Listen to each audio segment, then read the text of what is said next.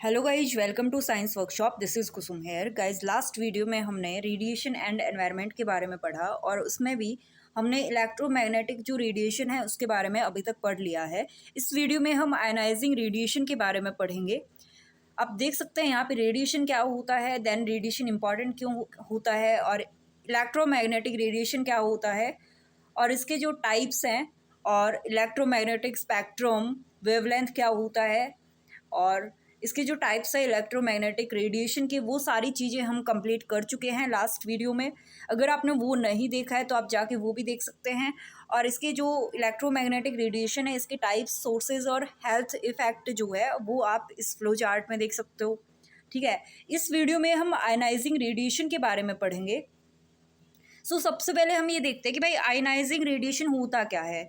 देखो, ऐसा रेडिएशन जो कि क्या कर दे, आयनाइजेशन कर दे। आयनाइजेशन का मतलब क्या हुआ, किसी भी मॉलिक्यूल, किसी भी मैटर के अंदर मॉलिक्यूलर लेवल के ऊपर आयंस को प्रोड्यूस कर दे। ठीक है, तो उसको हम आयनाइजिंग रेडिएशन बोलेंगे। आप यहाँ देख सकते हैं कि भाई आयनाइजिंग रेडिएशन क्या होता है। रेडिएशन दैट कोज आयनाइजेशन, ऐसे रेडिएशन जो कि आयनाइजेशन को कोज कर दे। और हमने देखा आयनाइजेशन क्या होता है भाई, कोई भी मैटर के अंदर, मान लो ये कोई मैटर है, इसके ऊपर अगर कोई रेडिएशन आके गिर रही है तो इस मैटर के अंदर मॉलिक्यूलर लेवल पे उसके अंदर आयन प्रोड्यूस हो जाएंगे। ठीक है, उसी को हम क्या बोलेंगे, आयनाइजेशन बोलेंगे। इसके टाइप्स पे हम बाद में आएंगे, सबसे पहले हम थोड़ा सा इसका बेसिक देखते हैं। Ionizing radiation is radiation with sufficient energy that produce ions in matter at the molecular level upon the interaction। जब कोई भी रेडिएशन एक मैटर से इंटरेक्ट करती है तो उस मैटर में वो मॉलिकुलर लेवल के ऊपर आयंस को प्रोड्यूस कर देती है, या फिर उस मैटर के लिए वो आयनाइजेशन कोज कर देती है। तो ऐसी रेडिएशन को हम क्या बोलते हैं, आयनाइजिंग रेडिएशन बोलते हैं। ठीक है, in other words, it can remove tightly bound electron from the orbit of an atom, causing the atom to become charged or ionized। जो कि टाइटली बाउंड इलेक्ट्रॉन्स होते हैं किसी भी एटॉम के ऑर्बिट में, उसको वो रिमूव कर देता है। ठीक है, ये जो रेडिएशन है वो, और क्या करता है, उसको चार्ज्ड या आयनाइज्ड कर देता है। तो ऐसी रेडिएशन को हम क्या बोलते हैं, आयनाइजिंग रेडिएशन बोलते हैं। If the interacting matter is a human body, अगर ये आयनाइजिंग रेडिएशन ह्यूमन बॉडी से इंटरेक्ट कर रही है, it can result in significant damage including damage to DNA and the denaturation of protein. अगर वो जिस मैटर की हम बात कर रहे हैं कि वो जिसको चार्ज कर देती है या फिर इस टाइप से, तो जो आयनाइजिंग रेडिएशन है वो अगर ह्यूमन बॉडी से इंटरेक्ट करेगी तो ये बहुत ज़्यादा डैमेज कोज करती है। और डैमेज किसका कोज करेगी भाई, जेनेटिक तक वो पहुंच जाती है। ठीक है, जेनेटिक म्यूटेशन तक पहुंच जाती है, डीएनए को वो डैमेज कर सकती है, प्रोटीन का वो डीनेचुरेशन कर सकती है। ठीक है, this is not to say that non ionizing radiation can't cause injury to human. भाई ये नहीं बोला जा रहा कि non ionizing radiation injury cause नहीं करती ह्यूमन के लिए, लेकिन the injury is generally limited to thermal damage, burns. लेकिन अगर नॉन आयनाइजिंग रेडिएशन की अगर बात करें तो वो ह्यूमन बॉडी को थर्मल डैमेज तक ही हार्म करती है। ठीक है, जैसे कि ये थोड़ी बहुत जलन हो सकती है इस टाइप से, लेकिन जो आयनाइजिंग रेडिएशन है वो डैमेज कर सकती है डीएनए तक को, प्रोटीन का डीनेचुरेशन कर सकती है वो। ठीक है, one of the most interesting thing is that the visible spectrum is essentially the divide between ionising and non ionizing radiation. जो इलेक्ट्रोमैग्नेटिक स्पेक्ट्रम देखा था हमने, तो उसके जो विजिबल स्पेक्ट्रम था, यानी विजिबल जो लाइट थी जहाँ पे स्पेक्ट्रम में आ रही थी, वहाँ से ये आयनाइजिंग और नॉन आयनाइजिंग रेडिएशन को क्या करती है, डिवाइड करती है। ये स्पेक्ट्रम देखा था हमने कल, तो ये विजिबल लाइट है। इसके इस साइड में जितनी भी जो लाइट या रेडिएशन है वो किसके अंदर आएगी, आयनाइजिंग रेडिएशन के अंदर आएगी। और इस विजिबल स्पेक्ट्रम के इस साइड में जितने भी रेडिएशन है, इंफ्रारेड हो गया, माइक्रोवेव हो गया, रेडियो हो गया, ये सारी की सारी किस में आएगी भाई, ये आएगी उसमें नॉन आयनाइजिंग रेडिएशन में। ठीक है, एक बात और गाइज, अगर इस साइड में अगर हम जा रहे हैं तो वेवलेंथ क्या हो रही है, शॉर्टर हो रही है। आप यहाँ देख सकते हैं शॉर्टर वेवलेंथ हो रही है और फ्रिक्वेंसी हाई हो रही है। तो यहाँ पे ये सबसे ज़्यादा जो एनर्जी है वो किसकी होगी, गामा रेज की होगी। मतलब आयनाइजिंग रेडिएशन के पास में नॉन आयनाइजिंग रेडिएशन के कंपेरिजन में ज़्यादा एनर्जी होती है और ज़्यादा फ्रिक्वेंसी होती है उनकी, और शॉर्टर जो है वो वेवलेंथ होती है।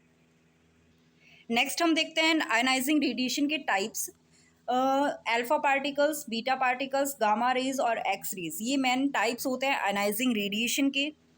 आप यहाँ देख सकते हैं जो अल्फा पार्टिकल होते हैं गाइज, वो helium nuclei ejected from nucleus, nucleus से हीलियम न्यूक्ली जो वो इजेक्टेड होती है, वही क्या होता है, अल्फा पार्टिकल होता है। बीटा पार्टिकल की अगर बात करें तो इलेक्ट्रॉन जो है वो न्यूक्लियस से इजेक्टेड होते हैं, बीटा पार्टिकल।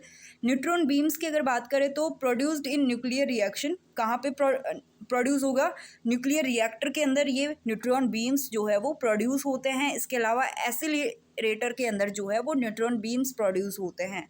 नेक्स्ट है proton beams produced in accelerators. X ray की अगर बात करें तो generated outside a nucleus, nucleus के आउटसाइड से ये जनरेट होते हैं। और लास्ट है हमारा गामा रेज, जो कि सबसे ज़्यादा एनर्जी को रखते हैं भाई, जो कि एमिटेड फ्रॉम ए न्यूक्लियस, जो कि न्यूक्लियस से एमिट होते हैं। ओके,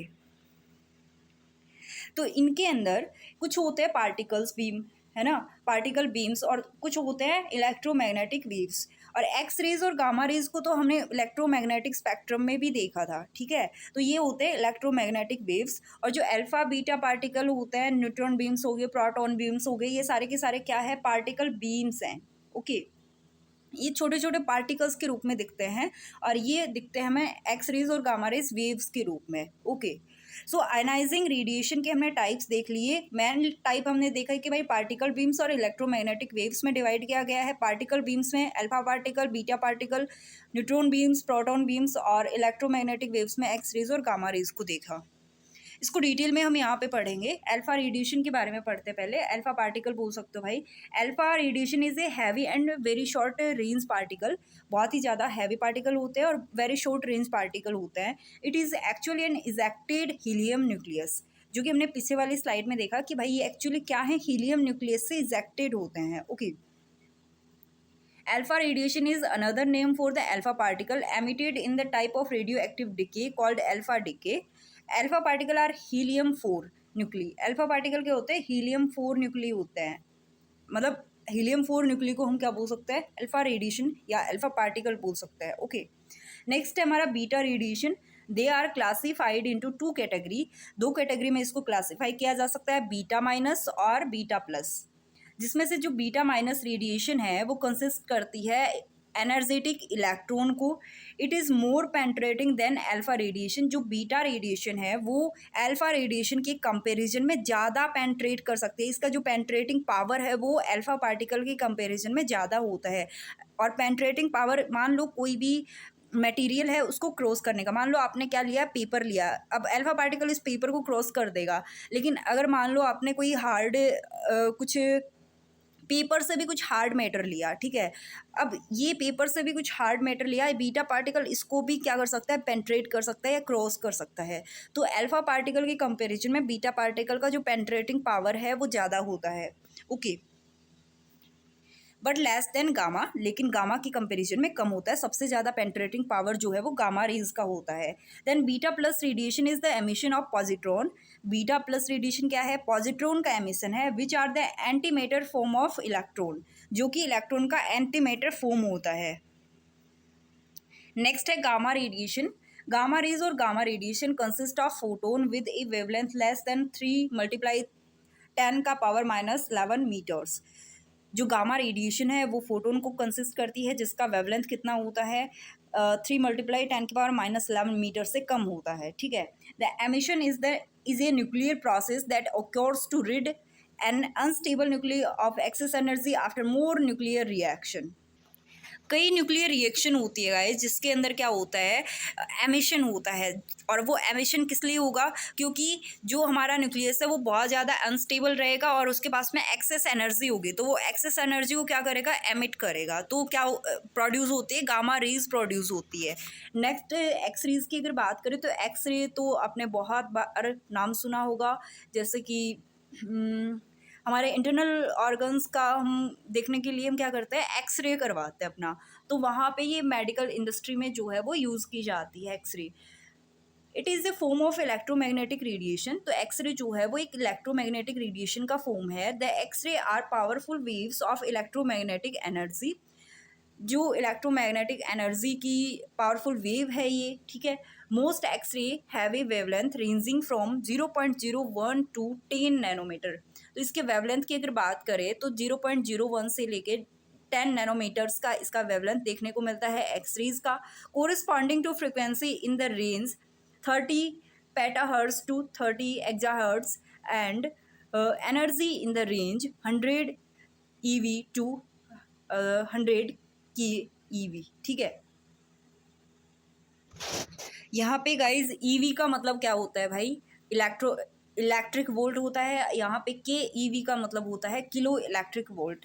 तो इसका जो फ्रिक्वेंसी है वो कहाँ से कहाँ तक हो सकता है, उसका रेंज एक्सरे की हम बात कर रहे हैं तो इसका जो फ्रिक्वेंसी रेंज है वो 30 पेटा हर्ट्ज से 30 एक्जा हर्ट्ज तक हो सकता है। और जब हम इसकी एनर्जी रेंज की बात करते हैं तो इसकी एनर्जी होती है 100 इलेक्ट्रिक वोल्ट से लेके 100 किलो इलेक्ट्रिक वोल्ट तक। ठीक है, तो ये था अल्फा बीटा गामा और एक्स रेज का। अब देखते हैं कि भाई how radiation affect your body, हमारी बॉडी को रेडिएशन जो वो कैसे अफेक्ट करता है।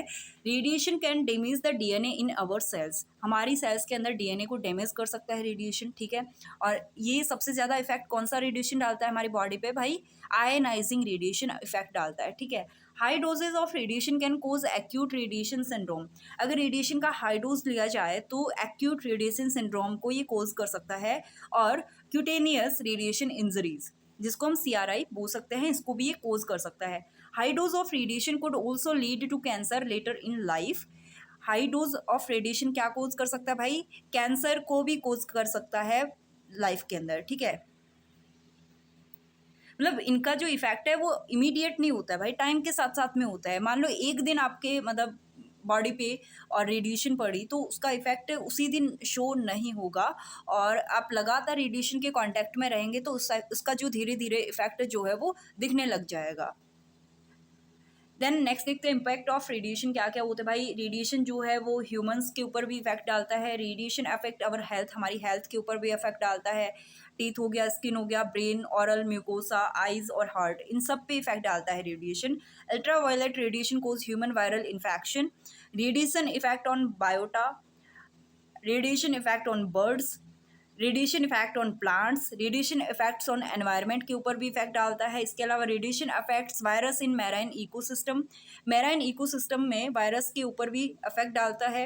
Radiation affect cause pollution, radiation जो है वो पॉल्यूशन को भी कोज करता है। ठीक है, तो ये रेडिएशन के डिफरेंट डिफरेंट इम्पैक्ट होते हैं, नेगेटिव इम्पैक्ट की हमने बात की है यहाँ पे। ठीक है, लेकिन स्टार्टिंग के पॉइंट में जब हमने रेडिएशन एंड एनवायरनमेंट का पिछले वीडियो में टॉपिक स्टार्ट किया था तब हमने रेडिएशन के बारे में थोड़ी इंपॉर्टेंस भी देखी थी भाई, कहाँ कहाँ पे इसका यूज़ होता है। मेडिकल इंडस्ट्री में कई जगह यहाँ पे यूज़ होता है इसका, जैसे कि एक्सरे का मैंने बताया कि एक्सरे का हमारी इंटरनल ऑर्गन्स को देखने के लिए कि हमारी कोई हड्डी टूटी हुई या नहीं टूटी हुई है भाई, ये कई बार जानने के लिए हम एक्सरे करवाते हैं, या फिर कई और रीजन से हम एक्सरे करवाते हैं अपने बॉडी का। और इसके अलावा जैसे कि कई बैक्टीरिया उसको मारने के लिए भी हम इसका यूज़ करते हैं। ठीक है, और कई जगह कैंसर के ट्रीटमेंट के लिए भी इसका यूज़ किया जाता है रेडिएशन का। तो इम्पॉर्टेंस भी हमने लास्ट वीडियो में देखी थी, और जो नेगेटिव इफेक्ट होता है वो भी हमने इस वीडियो में देखे हैं।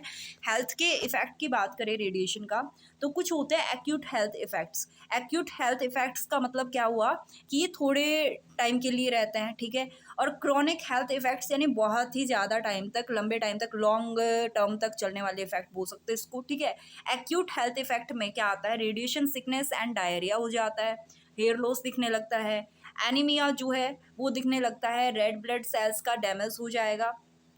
ठीक है, रिड्यूस्ड इम्यून सिस्टम जो वो वीक हो जाएगा, जिसके अंदर वाइट ब्लड सेल्स का डैमेज हो जाएगा। ठीक है, क्रोनिक हेल्थ इफेक्ट के अंदर देखें तो कैंसर हो सकता है भाई, जेनेटिक म्यूटेशन हो सकता है, बर्थ डिफेक्ट हो सकता है। ये था क्रोनिक हेल्थ डिफेक्ट का। ठीक है, तो इस वीडियो में हमने देखा आयनाइजिंग रेडिएशन होता क्या है, उसके टाइप्स कौन कौन से हैं, जिसके अंदर हमने अल्फा बीटा गामा और एक्सरेज को देखा। इसके बाद में उसका इम्पैक्ट क्या होता है हमारी बॉडी के ऊपर, और बाकी कहाँ कहाँ पे इसका इफेक्ट होता है, जैसे बर्ड्स पे, पॉल्यूशन के लिए, एनवायरनमेंट पे, बायोटा पे, ठीक है, और ह्यूमन बॉडी पे है ना। और स्पेशली ह्यूमन बॉडी के लिए हमने देखा कि इसके एक्यूट हेल्थ इफेक्ट भी देखने को मिलते हैं और क्रॉनिक हेल्थ इफेक्ट भी देखने को मिलते हैं, और एक्यूट और क्रॉनिक में आप यहाँ पे स्लाइड में देख सकते हो। तो उम्मीद करती हूँ गाइज ये वीडियो आपके लिए यूजफुल रहा होगा। Thanks for watching this video. अगर अच्छा लगा हो तो लाइक, शेयर और सब्सक्राइब ज़रूर कर देना। Thank you so much.